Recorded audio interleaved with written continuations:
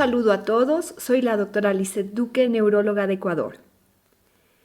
En esta oportunidad vamos a hacer una breve referencia al estrés y su relación con el deterioro cognitivo y las demencias. Para iniciar, les mostraré un poco los temas que trataremos en esta reunión, que básicamente se refieren a ¿qué es el estrés? ¿Cuál es la anatomía y la fisiología que explica que los cambios que se presentan en el estrés ocurran? Hablaremos brevemente sobre el síndrome de adaptación al estrés y también de la mala adaptación al estrés.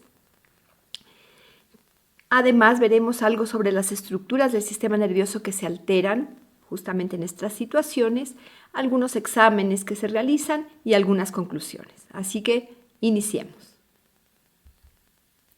Entonces, ¿qué es el estrés? El estrés es una respuesta inespecífica del organismo frente a alguna agresión o a una necesidad. Esto es parte normal de la vida. Nuestro organismo está preparado para responder frente a situaciones que amenacen nuestra vida, por ejemplo. Cualquier estímulo físico o psicológico que provoca una disrupción de nuestra estabilidad genera estrés. Y esto, lo importante es que genera cambios en todo nuestro organismo, en el sistema endocrino, en el sistema nervioso, en el sistema digestivo, etc. Así que vamos a ver un poco de cómo afectan estas situaciones a nuestro organismo. Diferenciamos primero lo que se refiere al estrés agudo del crónico. ¿Por qué es importante? Porque el estrés agudo es necesario, es lo que nos permite justamente actuar frente a una agresión. Si me va a morder un perro, etcétera, mi organismo reacciona, puedo correr rápido, late más rápido mi corazón y funciona para defenderme. No así el estrés crónico. Ese ya no es un mecanismo de defensa muy apropiado. Se generan cambios en mi organismo, pero que a largo plazo, dado que son cambios ya constantes, me pueden provocar, más que un mecanismo de defensa saludable, me pueden provocar una enfermedad. ¿Por qué? Porque cuando hay un estrés prolongado, crónico, se alteran sustancias químicas a nivel del organismo, por ejemplo el cortisol, que produce varios efectos que vamos a ir viendo más adelante, y eso produce lo que se llama download regulation, que es en el fondo un mecanismo contrario a lo que estaríamos buscando. Entonces, vamos a revisar qué áreas anatómicas tienen que ver con la respuesta al estrés a nivel del sistema nervioso y del sistema, digamos, de nuestro organismo en general. Primero está el sistema endocrino. ¿Qué es lo que ocurre frente al estrés? Es muy conocido que hay una gran secreción de cortisol. Estamos hablando del estrés crónico. También, ¿no es cierto?, ahí el hipotálamo libera a la corticotropina y eso estimula a la adenohipófisis y a la vez esto incrementa la adrenocorticotrofina que libera cortisol. Ese es el mecanismo por el que el cortisol se genera y se libera en exceso también cuando hay estrés. Y esto a la vez genera más cantidad de epinefrina, norepinefrina, dopamina, porque se activa el sistema nervioso simpático. Entonces, el cortisol promueve, al ser una liberación normal cuando hay estrés agudo, ¿no es cierto?, el cortisol promueve la conversión de grasas en glucosa, por ejemplo, para que tengamos energía rápida. Pero eso también se torna anormal cuando esto es constante. Entonces, también el cortisol tiene un efecto antiinflamatorio que es bastante importante para la respuesta aguda. Como ustedes ven, el cortisol tiene un efecto positivo. El problema es cuando ya esto se genera en una condición crónica. Cuando se secreta, entonces, a raíz de la generación de cortisol, se genera epinefrina, adrenalina, etc. Esto hace que suba la presión arterial, que lata nuestro corazón más rápido, que haya mejor circulación a los órganos que más necesitamos, por ejemplo, a los músculos, y que haya menor circulación como el sistema digestivo, que en ese momento no es la prioridad. ¿Qué pasa cuando este eje hipotálamo, hipofisario y suprarrenal se altera? Se genera justamente, claro, se genera más glucosa, como tratando de responder a la urgencia, pero como ya no es urgencia, se genera más glucosa que no es metabolizada de una manera normal, por lo tanto hay más riesgo de iniciar un cuadro, por ejemplo, de diabetes o que se descompense una diabetes. Puede haber también dificultades, alteraciones en tiroides, aumento de peso, patologías inmunológicas con disminución de la respuesta inmune, trastornos digestivos, de sueño, etc. El estrés puede afectar en todas las esferas de nuestro organismo, por lo tanto afectando nuestra calidad de vida. Y todos estos tienen en común un aumento del cortisol. Ahora, ¿qué pasa en el sistema nervioso central? Cuando hay un nivel de estrés constante, hay áreas del sistema nervioso que vamos a revisar ahora que se estimulan, algunas que se inhiben, y eso afecta también funciones cognitivas. Cuando hay un nivel de estrés se altera la atención, la planificación, cuando esto ya es una cosa más bien crónica, y se altera también la percepción de estímulos a nivel subcortical. Por ejemplo, en el tálamo se perciben estímulos auditivos, especialmente, por ejemplo, y se discriminan en un menor nivel. Y esto lleva a que justamente nuestra respuesta ya no sea la respuesta normal. Ahora, vamos a ver aquí en este gráfico cómo es la respuesta entonces del sistema nervioso al estrés. Podemos ver ahí que justamente se implica el tronco cerebral, el hipotálamo, la respuesta a la glándula suprarrenal, lo que lleva a una afectación y una vasoconstricción del sistema vascular. Podemos ver que a nivel del sistema nervioso central, el sistema límbico es especialmente el que más se activa. Este complejo amigdalino desempeña una función esencial en la desinhibición de la neurotransmisión GABAérgica. Y eso a su vez activa la respuesta de lucha, de huida, que es la respuesta del estrés agudo, podríamos decir. Entonces, ¿qué es lo fundamental? Que ahí también se ve afectada la corteza prefrontal, que es la que nos ayuda a tomar decisiones y que en este caso se ve afectada por el estrés. Entonces, es muy importante entender que este complejo amigdalino inhibe la función de la corteza prefrontal y por eso a veces tenemos una reacción de mucha impulsividad, de mucha rapidez, pero que a largo plazo, claro, también afecta nuestro funcionamiento global. Respecto a los circuitos neuronales en la respuesta del estrés, entonces vemos que principalmente se afecta la corteza prefrontal y la amígdala. Aquí podemos ver también que en relación al estrés, justamente, como les decía hace un momento, se activa el hipotálamo y a través del sistema nervioso simpático se activa la respuesta vascular y realmente es lo que explica todos los cambios que podemos tener a nivel sistémico. Entonces, vamos a revisar adicionalmente cuáles son los síntomas más frecuentes del estrés. Dado lo anterior, podemos ver que los síntomas de estrés son múltiples a nivel de todo nuestro organismo, ¿no es cierto? Puede afectar el estado de ánimo, el sueño, sensación de cansancio, a veces una sensación no muy clara de malestar, falta de motivación, irritabilidad, problemas de memoria, de concentración, etc. Como ustedes ven, son una gama muy amplia de síntomas que pueden manifestarse a nivel del organismo. Entonces, vamos a revisar ahora cómo es la adaptación normal a una situación de estrés. Como yo les decía, normalmente el estrés agudo es sano, es bueno, porque nos permite defendernos de una agresión. La primera etapa del estrés es la de alarma. Algo pasa y me pongo un poco como a la defensiva, ¿no? Como dice aquí, fight or flight, pelea o vuela. En esta fase aguda se secretan catecolaminas, ¿no es cierto? Y esto activa se activa una respuesta del sistema nervioso simpático. Luego disminuyen las funciones que no son necesarias, gastrointestinales, tiroideas, etc., para guardar energía para lo que realmente necesitamos. Y se secreta, por ejemplo, la hormona antidiurética, que conserva la presión arterial elevada para que nos ayude a funcionar. Entonces, esa es la primera etapa, que es la de alarma. Luego está la de resistencia. En esta etapa se dan otras manifestaciones, y esta etapa ocurre si es que se mantiene el estresor, si es que sigo teniendo esta situación constante. Es decir, cuando el estrés ya se torna un poquito más prolongado. Aquí disminuye el cortisol inicialmente, ¿no es cierto? El nivel alto mantenido del cortisol no es bueno, pero aquí, si es que funciona bien nuestra respuesta frente al estrés, disminuye ya en esta etapa un poquito el cortisol, aumenta el nivel de glucosa, de lípidos, etc.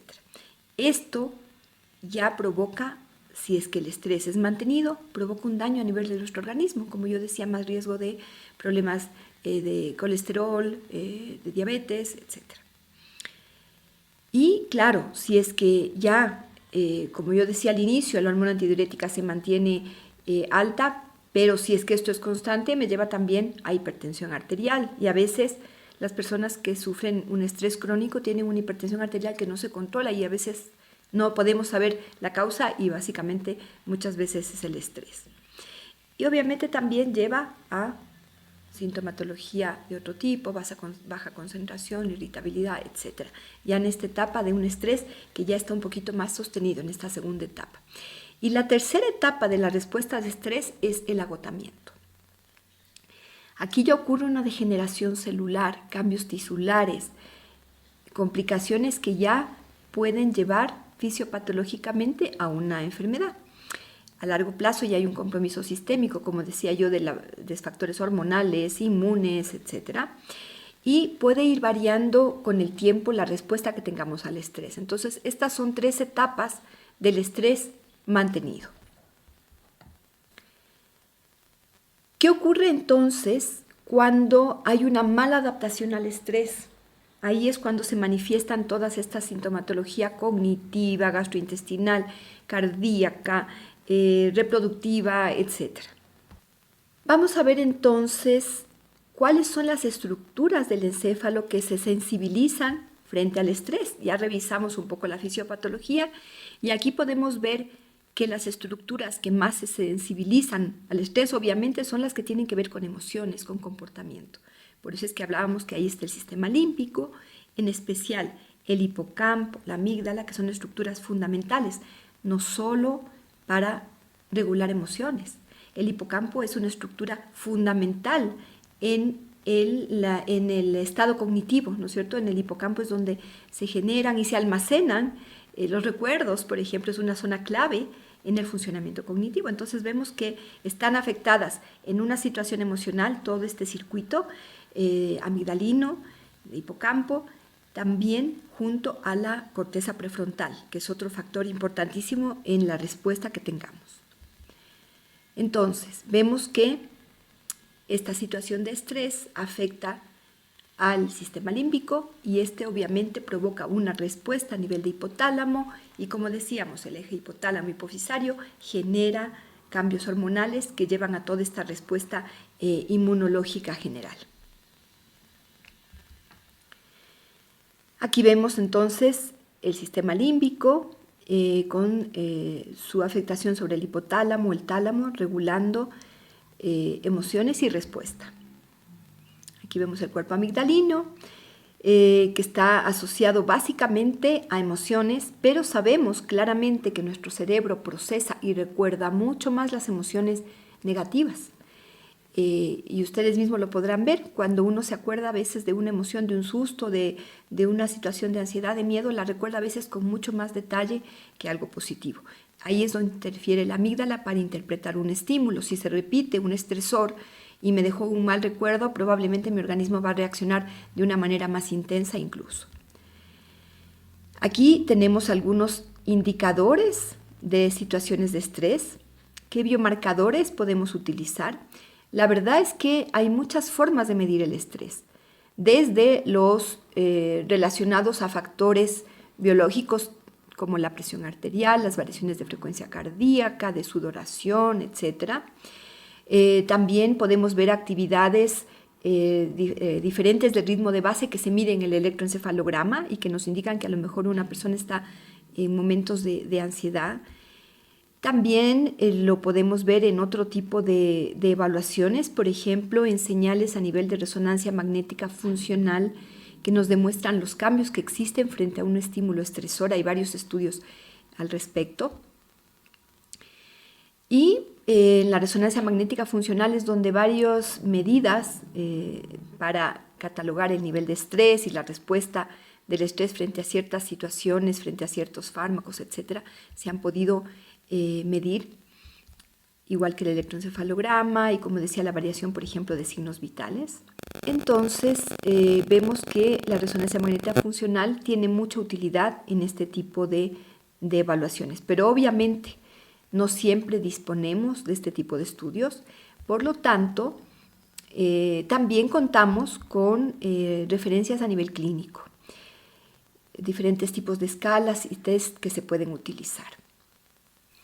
Ahora, para ir finalizando, vamos a hacer un pequeño resumen respecto a factores de riesgo para el deterioro cognitivo. Lo principal es tener como referencia la descripción que cada año hace la Lancet Commission on Dementia. Esta comisión hace periódicamente, estudia los factores de riesgo para deterioro cognitivo. En la última declaración del 2024 ya se completan 14 factores de riesgo. El estrés no está todavía definido dentro de esa lista. ¿Por qué? Porque faltan más estudios, más evidencia, pero probablemente sí tenga mucho que ver. Aquí podemos ver este gráfico donde están los 14 factores de riesgo, déficit visual, auditivo, nivel de educación, etcétera, que son muy relevantes. Pero como digo, claro, el estrés tiene mucha justificación porque tal vez agrava factores cardiovasculares, pero parecería ser un factor de riesgo independiente.